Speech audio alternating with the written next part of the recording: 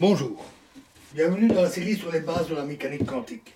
Nous continuons sur les principes de base. Ce que nous avons vu signifie que l'idée de particule, vue comme un corpuscule, est limitée. L'idée d'une particule avec une position, une impulsion, etc., que nous utilisons si souvent quand on parle d'une voiture qui a une certaine vitesse et qui est à un certain endroit, par exemple, est d'un certain point de vue peu satisfaisant. Par exemple, si l'amplitude pour trouver une particule à différentes places est donnée par la fonction que nous avons vue, oméga t moins kr,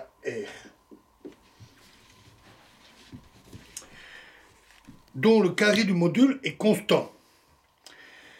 C'est une onde sinusoïdale. Cela veut dire que la probabilité de trouver la particule est la même partout. Cela signifie que nous ne savons pas où elle est. Elle peut être n'importe où.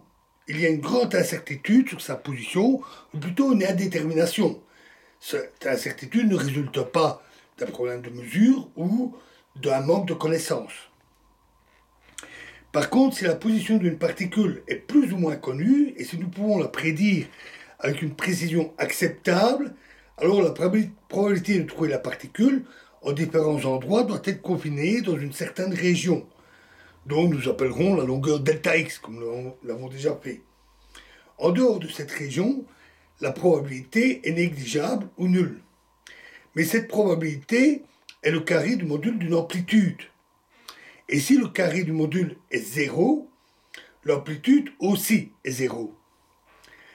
Si bien que nous avons un paquet d'ondes dont la largeur est delta x et dont la longueur d'onde est ce qui correspond à l'impulsion de la particule. Voilà le retour du paquet d'ondes à travers le concept d'amplitude. N'oublions pas toutefois que l'onde ici est complexe et non définie à valeur réelle comme une onde classique. Cela en fait déjà une différence notable. En plus, c'est une amplitude de probabilité. Bien qu'étant intrinsèque, une onde classique n'est pas une onde de probabilité. Nous allons rencontrer maintenant une propriété curieuse des ondes, que nous avons déjà vue en fait. C'est une chose très simple qui, en toute rigueur, n'a rien à voir avec la mécanique quantique. C'est une chose connue de quiconque travaille avec les ondes, même en ne connaissant pas la mécanique quantique. À savoir que nous ne pouvons pas définir une longueur d'onde unique pour un court paquet d'ondes. Un tel train d'onde n'a pas de longueur d'onde bien définie. Il y a un manque de définition du nombre d'ondes qui est relié à la longueur finie du paquet d'ondes et qui entraîne un manque de définition de l'impulsion. Nous avions déjà vu cela.